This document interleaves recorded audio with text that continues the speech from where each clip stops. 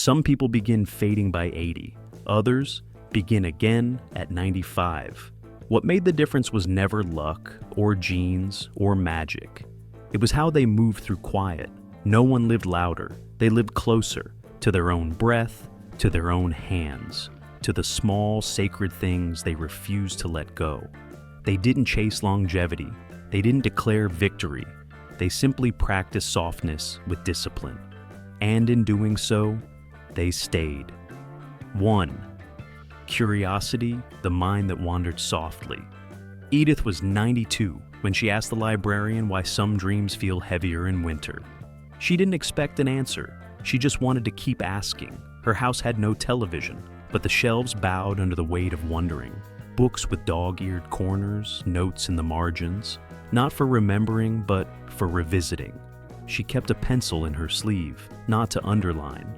To whisper questions into quiet places, most people stopped looking. Each morning, she read one article. Even if she forgot the headline by lunch, even if she didn't finish. The point was the reaching, the stretch, not of the body, but of the mind, still curious enough to notice the difference between bird songs and wind through trees. When folding towels, she'd pause to look out the window, noticing a leaf she swore wasn't there yesterday. Sometimes naming clouds, other times forgetting the name but smiling anyway. Her granddaughter asked once, "Why do you keep reading things you won't remember?" Edith chuckled, tapped her temple. "It's not about remembering. It's about reminding this old thing that it's still welcome to wander." She didn't attend lectures. She didn't have a degree. But each question was a thread she followed through the fog. Even when the words slipped, the wonder stayed. And in a world that kept offering answers faster than she wanted them, Edith chose to live in the slower miracle of not knowing. Because some minds don't grow old, they just grow quieter. And if we keep asking, not to solve, but to stay in relationship with what we don't yet understand, the mind remembers how to stretch gently. 2. Movement, the body that refused to be forgotten. Clara didn't walk for health. She walked to remember that her body was still hers. Each morning, before the kettle sang, she'd slip on her house shoes and open the front door. Even if it was cold, even if her knees whispered otherwise. The path wasn't long. Mailbox, 3 steps past the lilac, turn, back again. She didn't time it, didn't count steps, but each one felt like punctuation, a way to say, "I'm still here.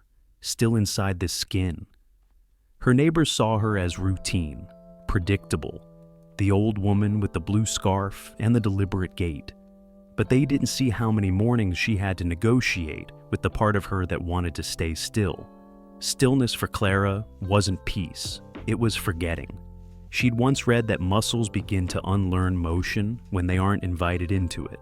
So she invited them, with patience, with care, with socks warmed on the radiator and a hand on the doorframe when the wind pressed back. Her doctor cautioned her once, "Don't overdo it." She smiled, didn't argue. But the next morning, she walked a little further. Not out of defiance, but devotion. To the hips that still swayed, to the ankles that still listened, to the ground that still received her. And on the days she couldn't leave the porch, she'd sway in place, back and forth, like a tree not yet ready to fall. Now, when the sun hits the pavement just right, you can still find her footprints. Software small, but certain. Because Clara didn't walk for distance. She walked so her body would never forget that it mattered.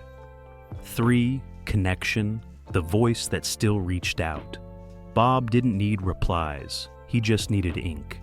Each Sunday after breakfast, he sat by the window with a stack of envelopes, a fountain pen that skipped on cold mornings, and a notebook filled with names he refused to forget. Some addresses were decades old. Some had question marks beside them. Some were underlined, not for importance, but for memory. He didn't type, didn't text, didn't follow the world into the glowing box of notifications. He folded paper, pressed stamps, licked envelopes like he was sealing a promise. I write, he once told the young cashier at the post office. So the world remembers, I haven't left it. Many of the people he wrote to had long stopped writing back. A few were no longer living. Others were slowly slipping into silence, just like he was. But that didn't stop him, because connection, for Bob, wasn't transaction. It was presence. He believed that when someone opened a letter, even months later, they would feel the moment he was alive enough to write it. His handwriting trembled. Sometimes his words wandered, but every letter ended the same. Still thinking of you, still here. He wrote in blue ink when he felt hopeful, black ink when it rained, green ink at Christmas. He never said why. What mattered was that someone, somewhere, still received a part of him with their mail. And on the days when his hands ached too much to hold the pen, he whispered names aloud instead, as if saying them was its own kind of letter. Bob didn't write to keep friendships. He wrote to stay real, because when the world moves faster than memory, you write your name again and again to remind it that you haven't disappeared. 4. Purpose. The reason the alarm still mattered. Mary didn't paint for praise. She painted because it kept her unfinished.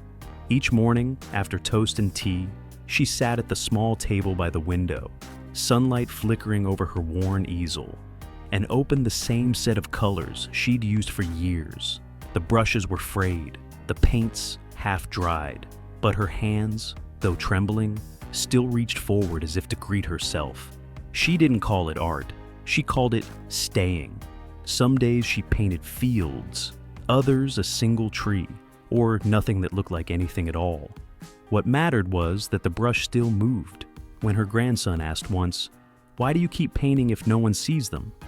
She didn't answer right away, just placed one more stroke onto a half-finished canvas that already held 30 mornings. Then she said, "Because I'm not done becoming." The closet beside her bedroom held over 100 canvases, none signed, none titled, just quiet testimonies that she still had something left to say. She didn't post them, didn't show them. She didn't need to be seen to feel real. The ritual was enough. The act of waking with purpose that wasn't performance. The comfort of knowing the day still had a shape she could give it. Sometimes the colors clashed, sometimes the paper tore, sometimes she only sat and held the brush without painting anything at all. But even in those moments, Mary felt whole, because she hadn't left the canvas, and the canvas, like time itself, was still listening. 5. Eating as prayer, the ritual that grounded her. Nina no longer cooked for guests. There were fewer chairs at the table now, fewer birthdays to remember, fewer reasons to bring out the nice dishes. But she still cooked, not grand meals, not recipes clipped from magazines, just warm things, soft things, things that reminded her body it was still worth feeding. Her appetite had changed. Some mornings, she felt full before taking a bite. Other days, the smell of onions brought tears before the knife touched board, but she didn't give up on eating. She gave it new meaning. Each evening, she simmered broth with garlic and greens, tore bread with slow fingers, drizzled olive oil like she was finishing a letter to herself. No phones, no television. Just the sound of soup settling in a bowl and the soft clink of a spoon finding its place. She ate with both hands cradling the dish, not from pain, but from reverence. Once, a neighbor asked her if she followed a special diet. She laughed softly. "No rules," she said, "only memory." She couldn't explain it. That food, when chosen with care, felt like a conversation between her body and something older than hunger. Even on nights when she couldn't finish the bowl, she still sat, still lit a small candle, still whispered, "Thank you," to no one in particular. Because the ritual was never about eating. It was about honoring the part of her that still wanted to receive, still wanted to taste life on the tongue before sleep. They didn't cry for what they lost, not loudly, not in ways the world would notice.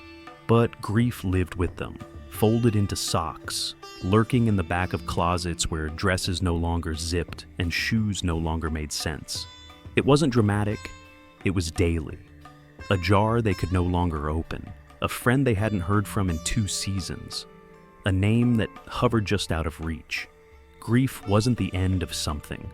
It was the slow shrinking of what used to feel natural, the stairs they avoided, the mirror they stopped consulting, the calendar that blurred once bright days into soft, interchangeable mornings.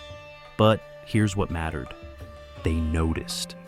They didn't pretend they hadn't been changed, but they also didn't let grief take everything. They kept one thread, just one. For some, it was a spoon held with both hands.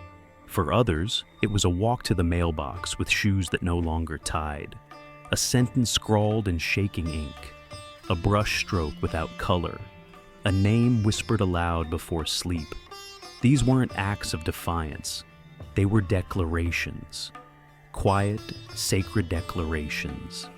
I am still here, and this part of me is still mine. They didn't need to resist aging. They just refused to disappear inside it. And in those moments, the small, repeated ones, they weren't slipping. They were holding on. Not to youth, not to certainty, but to presence. And presence in its softest form is grief that decided to stay awake. None of them were chasing years. They didn't count candles or consult life expectancy charts. They weren't trying to live longer. They were simply refusing to stop living in the parts of themselves that still worked, still wondered, still warmed with use. Not one of them claimed discipline. What they had was devotion to the quiet things, to one good question over a perfect answer, to one walk done slowly, to a bowl of soup held with 2 hands like memory. They weren't hoping to avoid death. They were choosing not to die in the places they were still alive. No one called them extraordinary, not even themselves. They didn't post about their rituals. They didn't label them. They just did them. Again. And again. Not because they had to, because something in them felt less fated when they did. That was the secret. Not effort, not luck, not a list of things to follow. Just staying, present enough to notice what still pulsed beneath the parts that had grown quiet. They kept showing up for soup, for sunrise, for sentences written in crooked lines, for birds they couldn't name, for the sound of their own name said softly into an empty room. They stayed, and staying in the end became its own kind of longevity. You don't need to change everything. You don't need a new plan, a new diet, a morning routine someone else swears by. You just need to notice what never fully left. That one small act you still do without explanation. A hand over your chest when you lie down. A certain mug you never stopped using. The way you still hum when no one's around. That's where you begin. Not because it fixes anything, but because it reminds you are still living in this life. Not drifting through it. You don't need to aim for 100. You don't need to stretch this life longer than it wants to go. You just need to meet today as if it still counts. And if that meeting happens over warm soup, or a step toward the window, or a question scribbled into a notebook you haven't opened in years, so be it.